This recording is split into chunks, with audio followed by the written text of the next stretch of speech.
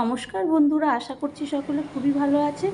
বং kitchen Banani নতুন একটা রেসিপিতে আপনাদের স্বাগত জানাই। আমি আজকে যে রেসিপিটি করব সেটি আপনাদের একে একে দেখাচ্ছি। তো আমি যা যা নিয়েছি দেখালাম। এরপর একটা কড়াই বসিয়ে দিলাম। কড়াইতে আগে থেকেই তেল গরম করতে দিয়েছি কাজের সুবিধার্থে।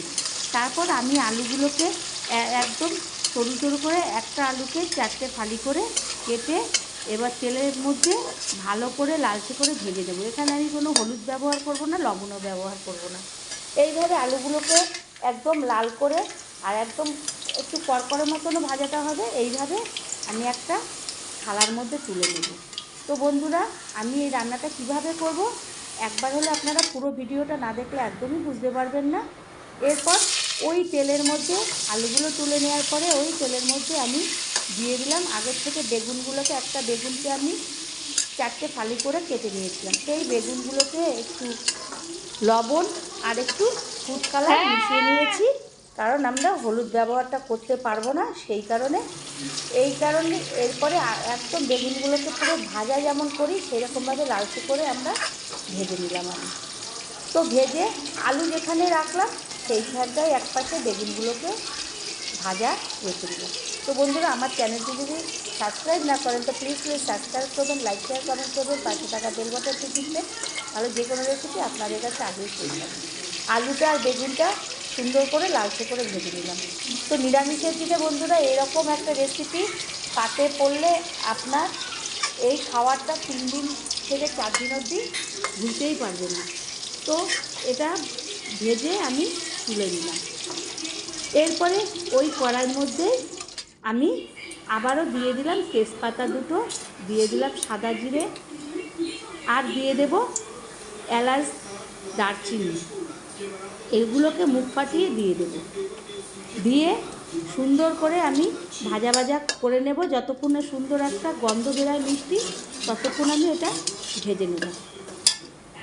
ভেজে নিয়ে এরপরে আমি ওর মধ্যে আদা আর কাঁচা লঙ্কা বাটা দিয়ে দেবো। আদা কাঁচা লঙ্কা বাটা দিয়ে সুন্দর করে ওই মশলার সঙ্গে আদা কাঁচা লঙ্কা বাটাটাকে সুন্দর করে কষিয়ে নেব। এইভাবে কষানো হয়ে গেলে, কাঁচা গন্ধটা দূর হয়ে গেলে, আমি ওর মধ্যে লবণের গুঁড়ো, হলুদের গুঁড়ো দিইনি আমি দিয়েছি ফুড কালার, আর দিয়ে দেব লঙ্কার গুঁড়ো, ধনের গুঁড়ো, জিরার গুঁড়ো আর টমেটো। এগুলো দিয়ে আমি ভালো করে কষিয়ে নেব। তো কষিয়ে আমি সুন্দর করে এরপরে টমেটোটা দিয়ে মশলার সঙ্গে কষিয়ে নেব, কারণ আমি এখানে ফুড কালারটা ব্যবহার করেছি। এরপরে দিয়ে দেব চিনিটা দিয়ে আবারও আমি ভালো করে ওই মশলার সঙ্গে টমেটোর সঙ্গে কষিয়ে নেব।